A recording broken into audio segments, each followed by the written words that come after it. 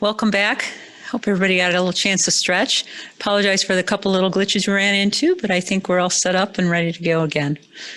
I just wanted to orient everybody to what we're going to cover this afternoon. I think Keith touched on this. I'm going to spend a little bit more time dovetailing on Dr. Sampaio's talk and help our teams talk about improving in the pediatric quality initiatives and how we can refine our strategies to do so. Andy Scott's going to follow me and talk a little bit about some great work being done within the collaborative and highlight that. And then Megan's going to talk a little bit more about our work using QI roundtables with small groups within the collaborative and what's up next and our new registry. So there's a lot to talk about yet, so please stay tuned. So first, let's just talk a little bit more about the pediatric quality initiatives. And just one other note, this slide is reminding me that during this portion of this of our MEDIC program, there is going to be some unblinding during the highlight section. So please remember no screenshots with your phone. So we've taken a deep dive within the Coordinating Center to try to figure out how we can actually find the opportunities where it may be valuable for our members to really focus their QI efforts when it comes to the pediatric quality initiatives we're using. So let's just kind of provide the framework here as to what's happening with those. First of all, I think we all realize that MEDIC is in a very unique position because not only do we have a robust network of both children's and mixed population emergency departments using evidence-based information to be able to set up and drive our improvement targets. We also have this financial platform of incentives to do so. So that's a rare moment in the landscape of overall CQIs within the nation. But we also recognize we've got some challenges, and we've definitely heard feedback from our collaborative, and we want to be able to leverage that feedback into something useful to help reach our goals.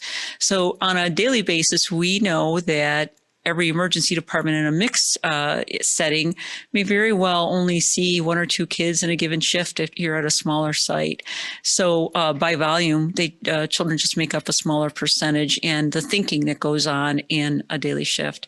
So we want to figure out how do we address that? We've been moving along since our creation with some, I would call them fairly blunt metric performance measures using percentages. And so we're going to just kind of walk through during this deep dive with you what we've done in the Coordinating Center to try to identify first the opportunities. So we recognize that our emergency departments, whether you're a children's hospital or whether you're a general hospital, small or large, we represent safety nets for pediatric care. I think we heard that a bit from Dr. Sampaio. People use the emergency department often for primary care if they don't have access or they can't, or because it's close or because it's convenient for them. So there's no getting out of that. Our mission is to serve, all age patients, and it's super important. But we also wanted to help our collaborative address the feedback that you've given us. It's just really, let's look at the numbers of how many kids people are actually seeing in our collaborative and what can we learn from that? And then try to use these things to try to drive focus in on our opportunities and drive new strategies to really make a dent in the numbers. So there are plenty of information and guidelines and standard setting that address emergency department as safety net. I don't think that's new information for most of us, but I think MEDIC really puts us in a rare spot of a unique opportunity to be able to do this when many folks have not been able to do so. So our goals and really the expectation of our patients, if I'm a patient, I expect wherever I take my child or my grandmother or even myself that every emergency department I walk in is going to adopt some standard of care that is excellent no matter where I go. So that's the standard that we're held to, whether you're a children's hospital or not a children's hospital, whether you're seeing one or two kids of the daily patients or whether you're seeing 30.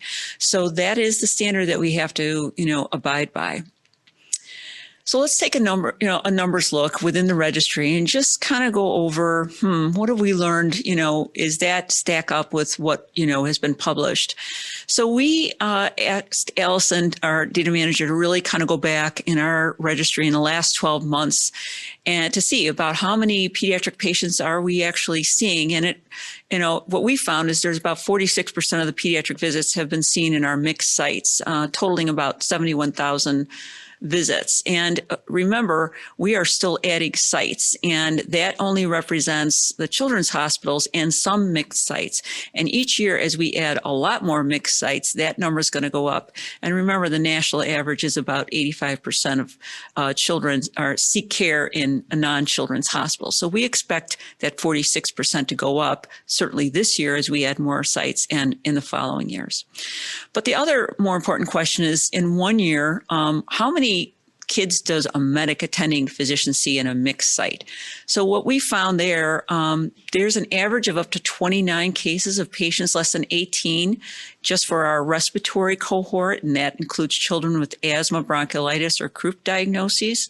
So when I first saw this number, I'm sure you're probably having the same reaction as I did and thought, gee, that sounds kind of low. And I can see, firsthand, if you're out in some community hospital, it seems kind of low. How can we, afford to put a lot of muscle into improvement when these numbers are so small? So then we said, well, what about the things that we know get a lot of muscle to try to improve? And so what we did is we also pulled information on STEMIs. So for all those listening, STEMI is this ST elevation MI. And obviously everybody in this room knows that, heart attacks are a big problem in the United States, and we have a lot of time and effort that goes into emergency departments to be able to recognize those patients quickly and do something about it. And that work continues to grow. So when we compare the number of kids with respiratory problems to the number of STEMIs, actually there's about 6 times as many kids than there are STEMIs, yet we put a lot of muscle into STEMIs. So I think the take-home point from this slide is to recognize that children with respiratory conditions actually represents a very large population for a given individual physician. And there are ways and there's capacity to improve on small, infrequent event kind of diagnoses because we already do it. So how can we use this information to really focus on the opportunities and take a deeper dive in the strategies? So one of the things we're going to recommend to folks as we move into the new year, remember, we're talking about, children with respiratory conditions, promoting safe discharges, chest x-rays, et cetera, but we're going to try to strategize by using a method to really find your trend outliers. There's a lot of feedback that we get from our coordinating center periodically from different sites that, talks about small numbers. But what we want to do is have you focus not just on a single case for an individual physician, but if you're in a site where your physicians are seeing few children, to look at that over time. Because obviously I can't, if I'm only seeing one child in, the month that I work and not others, it's hard to understand what my trends are. So we really want to focus not so much on the individual case, but on trends over time, like quarterly. And then we also want to try to envelop some of the information and the tidbits that Dr. Sampaio brought to this conversation. And that's really looking for the helpers. There are people, who are sending these asthmatics to your emergency department. There are people within your institution who are working with those kids. And how can we align these stakeholders to come up with a bigger picture that helps everybody? So engaging through practices of continuums of care, pathways, et cetera, we can open up doors to be able to help everybody involved, and most importantly, the patient. So the last thing I want to just mention here is that the coordinating center is really looking into some potential methodologic opportunities to really offer our members and individual clinicians, an opportunity-based weighted scoring system for 2022 to adjust for sites and individuals with small case volumes of whatever the measure is, not just kids. So we're really excited about this. And I think that through focusing on these 3 main pivotal sort of levers, I think that this is going to be an exciting year or two to try to really drive improvement on our measures. So with that, I'm going to stop here and take questions and welcome any feedback. Okay, I have no questions from the audience. I'm getting a head nod from Megan. So I'm going to turn it over next to Andy Scott, who's going to talk about some highlighting some exciting progress in our